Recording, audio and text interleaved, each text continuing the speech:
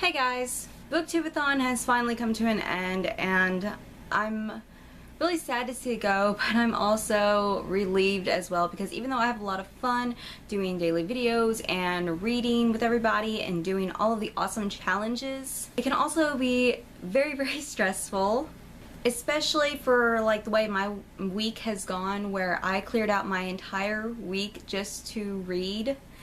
And everybody made plans for me like every single day this week, so my plans didn't get to happen. But I still read a lot, and I'm happy about that.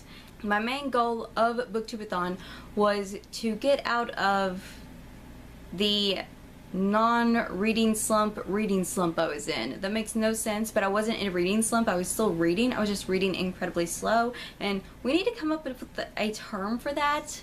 But I have read so much in the last week, and I have BooktubeAthon to thank for kicking me out of whatever slump I was in.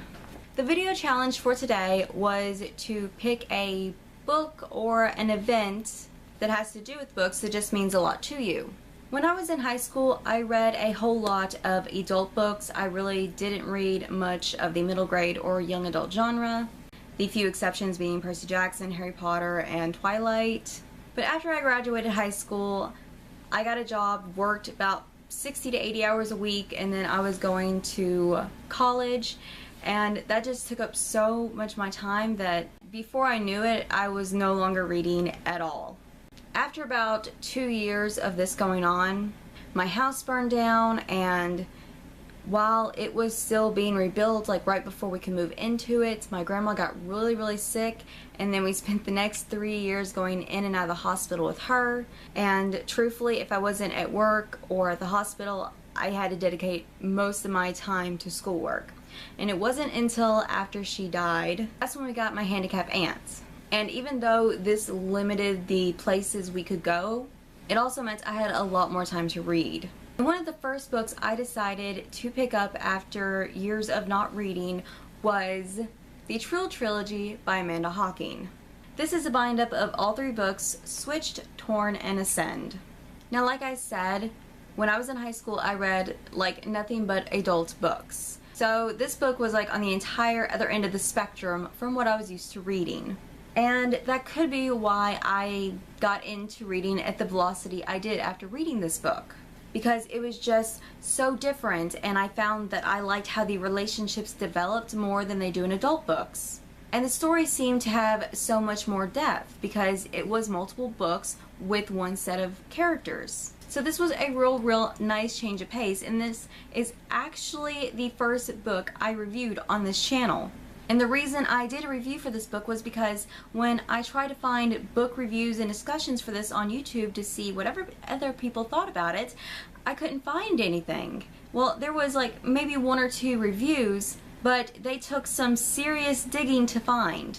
And I just decided, I was like, I want to make my own discussion video for this book. That way, if someone like me ends up reading this book and they want to hear other people's thoughts, they can hopefully find my video.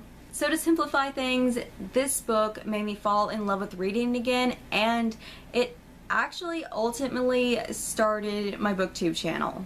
It's like there was a couple of videos that I posted before that were book related, but after reading this book is when I really got serious about it. So yeah, even though I don't talk about this book very often, it will always hold a very special place in my mind and in my heart. Okay, now to get to my wrap up. The first challenge was to read a book with a person on the cover, and I decided to read Lucky in Love by Cassie West for this challenge. And I finished this book on day 2 of the BooktubeAthon. Then on day 3 I decided to pick up the audiobook of Illuminae, and I have to say, even though I really don't care for a lot of audiobooks, this audiobook blew my mind. I loved it. And this went to fulfill the second challenge of reading a hyped book. The next thing I decided to pick up was Haikyuu Volume 2. I originally decided to pick this up because it is like 100 degrees outside, and I needed something quick and easy to complete the challenge of reading a book completely outdoors. But this book can go to fulfill a couple of other challenges. It also fulfills the challenge of finishing a book in one day. And also the main character, Hinata, is a male in high school who plays volleyball, and he also lives in Japan. So he couldn't be any more different than me unless he had superpowers, which sometimes it feels like he does. Then after that, I picked up More Happy Than Not by Adam Silvera, and I have not finished this book yet. I am 137 pages in, so I'm almost to the halfway point, and I will definitely be getting there tonight. But this was going to fulfill the challenge of reading a book you got because of the cover.